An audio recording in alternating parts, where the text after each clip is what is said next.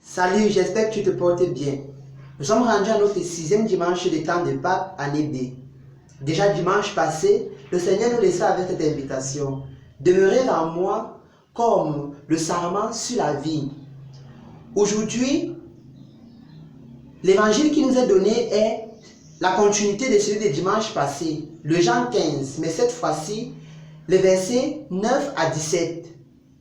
Et la particularité de cet évangile, où l'aspect fondamental et vital pour toi et moi, est ce que Jésus nous dit en ce jour.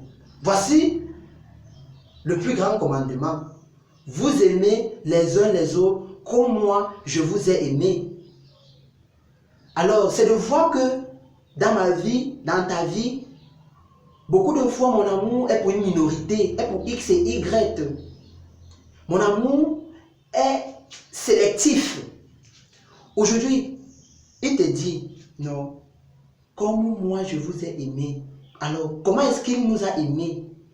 Il nous a aimés sans faire de différence entre nous. Il n'a pas regardé ton appartenance, où est-ce que tu sors, ta couleur, ta langue. Non, il a aimé avec une grande ouverture, où chacun trouvait sa place.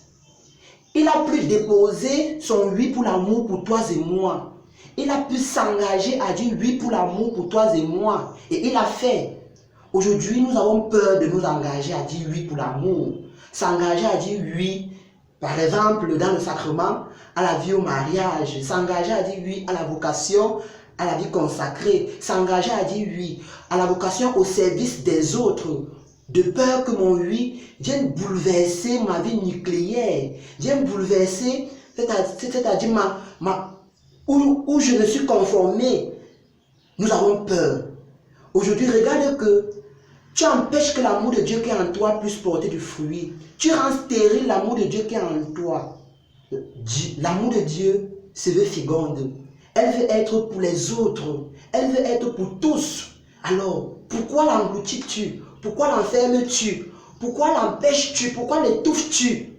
Alors, la personne de Marie est cette personne-là qui peut nous aider justement à comprendre. Elle a osé dire oui. Elle a donné son oui. Ce oui qui nous a donné le salut. Le salut pour tous. Pas seulement pour sa communauté, pas seulement pour elle, mais pour toi et moi. Et nous sommes dans cette joie-là jusqu'aujourd'hui. Alors, aimer comme Dieu n'est pas chose impossible. Marie te le dit. C'est possible d'aimer. C'est impossible d'aimer l'autre. Alors, voici l'invitation que je te laisse, non? Plus j'aime Dieu, plus j'aime les autres. Plus je demeure dans l'amour de Dieu, plus j'aime aussi mes frères et sœurs.